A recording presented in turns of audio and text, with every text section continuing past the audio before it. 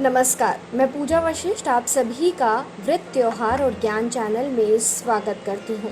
सावन सोमवार व्रत की कथा। एक समय की बात है, किसी नगर में एक साहूकार रहता था। उसके घर में धन की कोई कमी नहीं थी, लेकिन उसकी कोई संतान नहीं थी। इस कारण वो बहुत दुखी रहता था। पुत्र पाने के लिए वो प्रत्येक सोमवार व्रत रखता था और पूरी श्रद्धा के साथ शिव मंदिर जाकर भगवान शिव और पार्वती जी की पूजा करता था। उसकी भक्ति देखकर एक दिन माँ पार्वती प्रसन्न हो गई और भगवान शिव से उस साहूकार की मनोकामना पूरी करने का आग्रह किया। पार्वती जी की इच्छा सुनकर भगवान शिव ने कहा कि हे पार्वती, इस संसार में हर प्राणी को उसके कर्मों का फल मिलता है। जिसके भाग्य में जो हो उसे भोगना ही पड़ता है।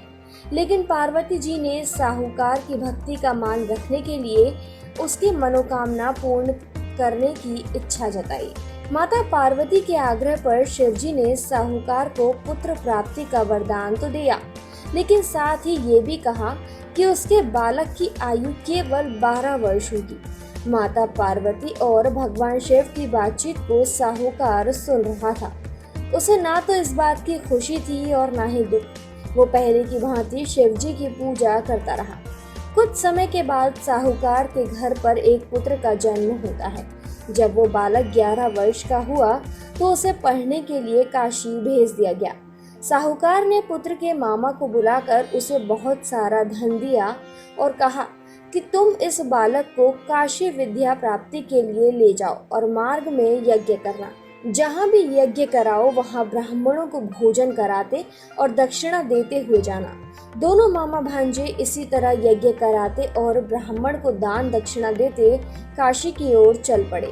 रात में एक नगर पड़ा जहाँ नगर के राजा की कन्या का विवाह था। जिस राजकुमार से उसका विवाह होने वाला था वो एक आंख से काना था। राजकुमार के पिता ने अपने पुत्र के काना होने की बात को छुपाने के लिए एक चाल सोची। साहूकार के पुत्र को देखकर उसके मन में एक विचार आया। उसने सोचा, क्यों न इस लड़के को दुल्हा बनाकर राजकुमारी से विवाह करा दूं। विवाह के बाद इसको धन देकर विदा कर दूंगा और राजकुमारी को अपने नगर ले जाऊंगा। लड़के को दूल्हे के वस्त्र पहनाकर राजकुमारी से विवाह करा दिया गया। लेकिन साहूकार का पुत्र ईमानदार था। उसे यह बात न्याय संगत नहीं लगी।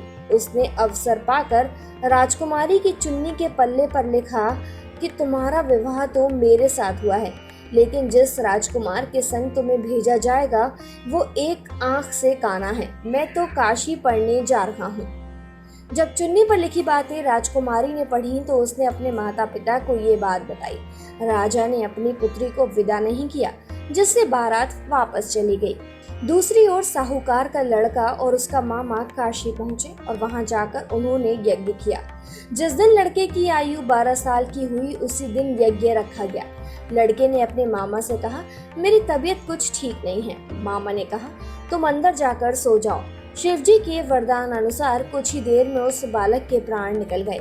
मृत भांजे को देख उसके मामा ने विलाप शुरू किया। संयोगवश उसी समय शिवजी और माता पार्वती उधर से जा रहे थे। पार्वती ने भगवान से कहा, स्वामी, मुझे इसके रोने के स्वर सहन नहीं हो रहे हैं। आप इस व्यक्ति के कष्ट को अवश्य दूर करें।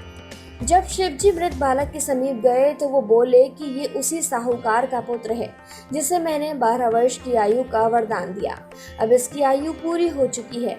लेकिन मात्र भाव से विभोर माता पार्वती ने कहा कि हे महादेव, आप इस बालक को और आयु देने की कृपा करें, अन्यथा इसके वियोग में इसके माता पिता तड़प तड़प कर मर जाएंगे। माता पार्वती के आग्रह पर भगवान शिव ने उस लड़के को जीवित होने का वरदान दिया। शिवजी की कृपा से वो लड़का जीवित हो गया। शिक्षा समाप्त करके लड़का मामा के घर अपने नगर की ओर चल दिया। दोनों चलते हुए उसी नगरी में पहुंचे जहां उसका विवाह हुआ था। उस नगर में भी उन्होंने यज्ञ का आयोजन किया। उस लड़के के ससुर ने उसे पहचान लिया और महल में ले जाकर उसकी खातिरदारी की और उसके साथ अपनी पुत्री को विदा किया। सोमवार व्रत कथा समाप्त। उम्मीद है ऐसी जानकारी आपको काम आएगी और आप ऐसी ही कथा, कहानियों और धर्म ज्ञान से जुड़ी बातों के लिए व्रत त्योहार ज्ञान चैनल को सब्सक्राइब जरूर करें।